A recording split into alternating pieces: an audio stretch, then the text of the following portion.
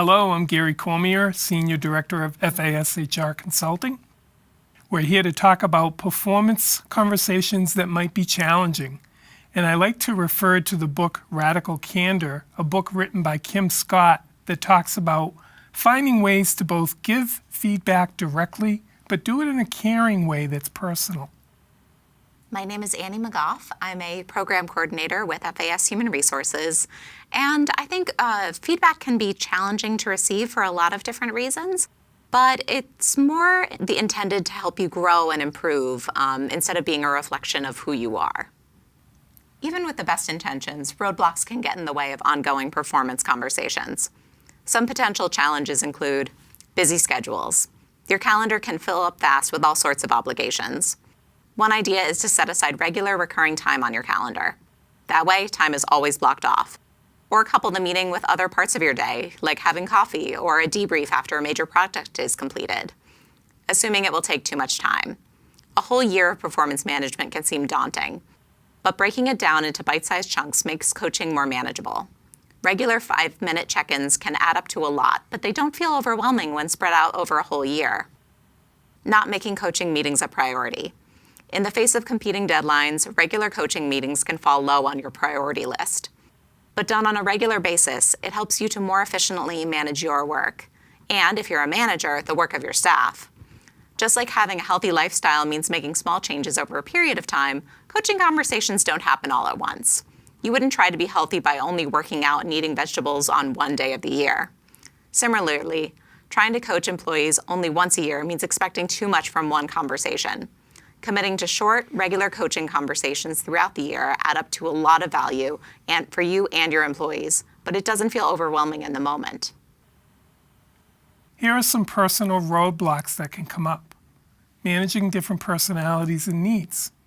Just like people have different skills and backgrounds, they also have different needs and communication styles.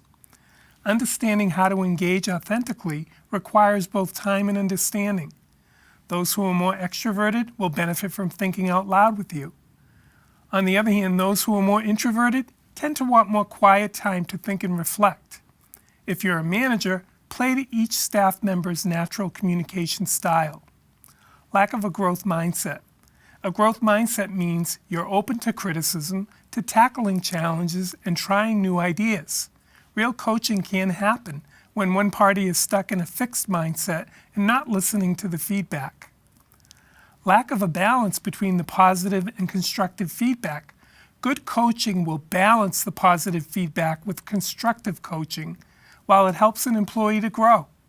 Too much of one or the other can leave an employee lacking in the guidance and support they need to continue to improve. Use the approach of radical candor, which is to both challenge directly while simultaneously caring personally. Concern about giving constructive feedback. You might hesitate to give tough feedback for a fear that the employee won't receive it well. That's a legitimate concern, but one you can address if you come from a place of caring. Do your best to establish trust and speak with a coaching mindset on how your employee can improve. So Annie, I just want to frame some feedback for you. About the diversity dialogues, which I think are going great. I noticed a lot of people signed up for the last one. Although I want to ask you, did you notice a lot of people didn't show up? Yeah, that was definitely the case. And I know it was school vacation week and it was, like a really rainy day. Yeah. But it's too bad because the speaker was so great. And I wish there was something that, something else that would push people. So let me ask you this. Is there any way we could get people to show up? Any ideas that you have that might change that from happening? I mean, I was thinking if there was some kind of incentive, like if you go to every dialogue in a season, we could have a giveaway. Oh. So you'd have to show up to each one, Right. and then it would be like a contest. So it would give people an incentive to show up if they signed up. I think that's a great idea. Let's try it out. Yeah, that sounds good. Great. As mentioned before, our mindset has a real significant effect on the ability to learn and acquire new skills, navigate change, and really be resilient. If you have a fixed mindset, you probably believe that basic qualities are simply fixed traits. You might also believe that talent alone will create your success without any additional effort. If you have a growth mindset, you probably believe that your basic qualities can still be developed and that the intelligence and talent are just a starting point.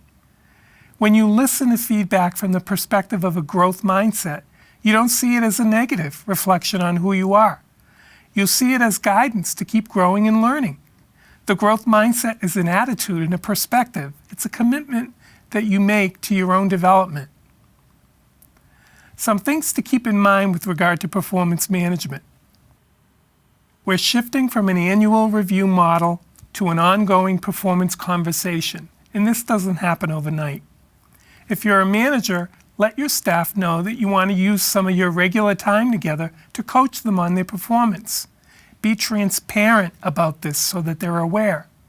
Break the process down into bite-sized chunks so it's more manageable. If you're a staff member, seek out the coaching from your manager. Ongoing feedback is beneficial to you and the success of your role. Managers may already be coaching without realizing it. Look at your current management style and find ways to incorporate your current approach into ongoing conversations. When all of us take the time to regularly discuss our challenges and our goals, we develop an authentic work relationship and can actually better support each other in the workplace.